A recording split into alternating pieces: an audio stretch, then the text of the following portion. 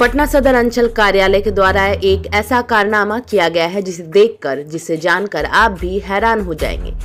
दरअसल सीओ और सीआई ने गलत रिपोर्ट तैयार करते हुए नाला रोड की रहने वाली प्यारी देवी पति स्वर्गीय राधे चंद साव को खाता संख्या 413, खेसरा संख्या 252, रकवा 3.51.2 डिसिमिल जमीन पर दखल कब्जा दिखाते हुए अंचल कार्यालय में जमाबंदी नंबर 13,355 थाना संख्या 2/11 सृजित कर दिया गया है। जबकि प्यारी देवी और उनके बेटे राजेश गुप्ता का कहना है कि ना अब तक प्लॉट मिल पाया है, ना ही जमीन कहीं दिखाई पड़ रही है। कागज में सरेआम सब कुछ झूठा दर्शा दिया गया है। राजेश का कहना है कि और तो और जमीन लोकेट करने के लिए भी रसीद कटवा दिया गया है, पर अब तक नापी करने के लिए कोई सरकारी अमीन तक नहीं आया। अमीन आए भी तो कैसे, आखिर किस प्लॉट का नापी करे। हैरत कर देने वाली बात यह है कि राजेश कुमार ने जो साक्ष्य पेश किए हैं वह सभी साक्ष्य पटना सदर अंचल के सीओ और सीआई के द्वारा निर्गत किया गया है। क्या है पूरा मामला, देखिए इस रिपोर्ट में। बिहार सरकार भूमि सुधार के दिशा में भले नए नए कदम उठा ले, लेकिन ग्राउंड पर हकीकत कुछ और है। पटना सदर अंचल कार्यालय का एक ऐसा मामला सामने आया है जिसे लेकर सीओ और सीआई संदेह के घेरे में है। एक ऐसा कारनामा हुआ है जिसे जानकर आप भी हैरान हो जाएंगे। हमारे साथ पीड़ित मौजूद हैं, वो खुद अपनी जुबानी बताएंगे कि उनके साथ क्या हुआ है, सीओ और सीआई ने क्या रिपोर्ट दी है इन्हें।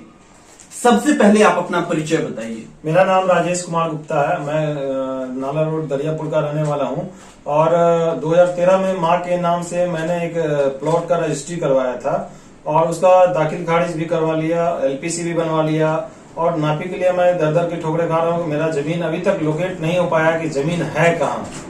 जब भी जमीन पर जाते हैं कुछ लोग आते हैं कहते हैं मेरा जमीन है।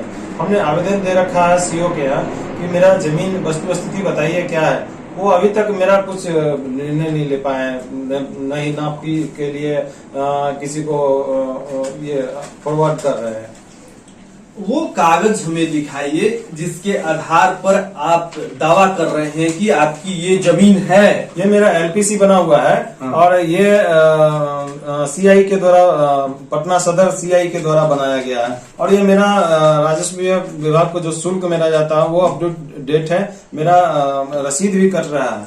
ये लगान रसीद है, देख सकते हैं यहाँ पे, इसे लगान रसीद कहते हैं। जो लोग कटाते होंगे वो जानते होंगे। यहाँ पे देख सकते हैं राजस्व एवं भूमि सुधार विभाग के द्वारा इसे निर्गत किया जाता है। इसमें आपका खाता, खेसरा और बजाबते जमाबंदी के साथ ये तमाम चीजें दर्शाई जाती हैं। और यहाँ देख सकते हैं भू दखल कब्जा प्रमाण पत्र।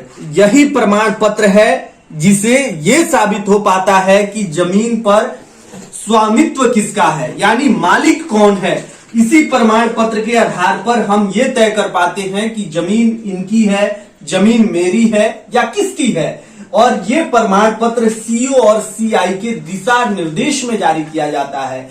सीआई यानी सर्किल इंस्पेक्टर जाके इन्वेस्टिगेशन करते हैं, प्लॉट का जायजा लेते हैं, रिपोर्ट तैयार करते हैं और फिर वो सीओ के पास जाता है और सीओ यानी अंचलाधिकारी उस पर अपनी स्वीकृति देते हैं, यानी वो सब कुछ जायज होता है। और यहाँ पे प्रमाण पत्र जो स्वामित्व का होता है वो जमीन के जो मालिक हैं उन्हें दिया जाता है और इन्हें भी दिया गया है। इन्होंने अपनी माँ के नाम से जमीन खरीदी है। जो माँ का नाम क्या था? प्यारी देवी। प्यारी देवी के ये बेटे हैं और ये प्रमाण पत्र लेकर हाजिर हैं जो सीआई के द्वारा और सीओ के द्वारा निर्गत किया गया है। और इनका कहना है कि जो प्रमाण पत्र जारी किया गया है, यानी जो सर्किल इंस्पेक्टर के द्वारा दावा किया गया है कि प्लॉट पर इनका कब्जा है, जमीन इनकी है, लेकिन हकीकत में वो है नहीं। जमीन के बारे में इनको कुछ जानकारी नहीं है, लोकेशन क्या है कुछ नहीं अभी तक ट्रैक हो पाया है। और ये लगातार सीओ के पास गुहार लगा रहे हैं कि इन्हें इनकी जमीन दे दी जाए, प्लॉट इन्हें बता दिया जाए कि इनका प्लॉट कौन सा है। और सीआई ने प्रस्तुत कर दी है रिपोर्ट कि जमीन पर इन्हीं का कब्जा है और बजाबते प्रमाण पत्र भी दे दिया है। क्या प्रमाण पत्र में लिखा है जरा वो भी पढ़ के बताइए। आवेदित जमीन आवेदिका के नाम से लगान दाखिल खारिज संख्या होकर राजस्व रसीद वर्ष 2020-21 तक निर्गत है। जमीन रहती है, जमीन पर आवेदक का दखल कब्जा है। यानी सीआई और सीओ का कहना है कि जो जमीन है इन पर इनका कब्जा है, यानी ये जमीन के मालिक है, इन्हें किसी प्रकार का विवाद नहीं है, यानी जमीन विवादित नहीं है, जमीन इनकी है, कब्जा भी इनका है, सब कुछ इनका है। लेकिन इनका कहना है कि इनके पास कुछ नहीं है, दर दर की ठोकरें खा रहे हैं। अब देखना होगा कि लापरवाह अधिकारियों के खिलाफ विभाग के वरीय अधिकारी क्या कुछ कार्रवाई करते हैं।